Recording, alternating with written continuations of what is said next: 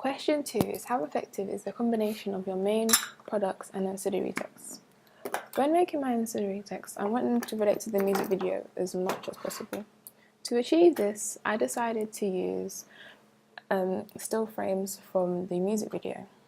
So the images shown here are what I used throughout my digipack and my magazine advert. And I decided to use performance style photography because this is what I found was a convention throughout the soul genre from my research.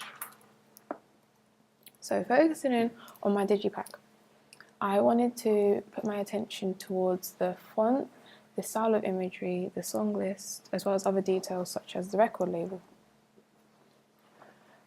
The overall look of my digipack is very simple, and I did this on purpose so that there's not too much details and information that distracts you from the important information such as the name of the artist, the album, and the image of the artist.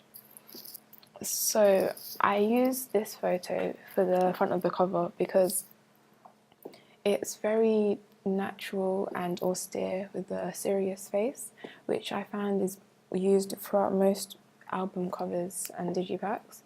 Also, the background around the image is very ordinary with a marketplace. This adds a sense of familiarity for audiences as the artist seems down to earth.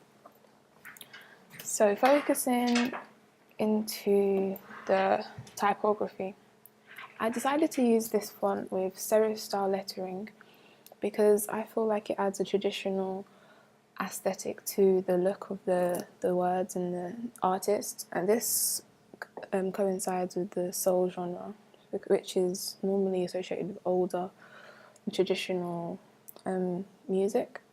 The bold lettering also adds more of an authority and a presence for the artist and helps them to stand out more. I used the black background behind to make the lettering bold and easy to read, therefore drawing your attention to the name of the artist. This then became the running theme throughout, as I had the same font throughout the back of the digipack as well as the rest of the ancillary texts. The name of the record label also fitted into my theme as it was black and white, and I added other details just to make it look more authentic. So the inside of the digipack also followed the same patterns as the outside, using the same font for the name and also having the record label to be consistent.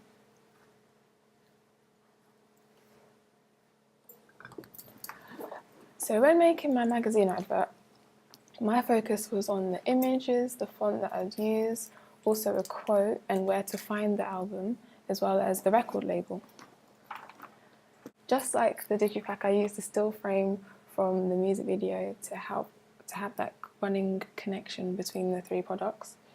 This performance style photo is more relaxed and casual, however, so it adds a more of a familiar, friendly vibe to the artist, therefore appealing towards audiences. I used the same font, again with the black background. This makes the important information stand out and easy to identify. And I added the record label as well as a quote. So I thought it was very important to add a quote from a well-known music magazine because for audiences to see this, it would draw their attention to the album because they know that it is recommended by somebody that has experience and a good taste for music.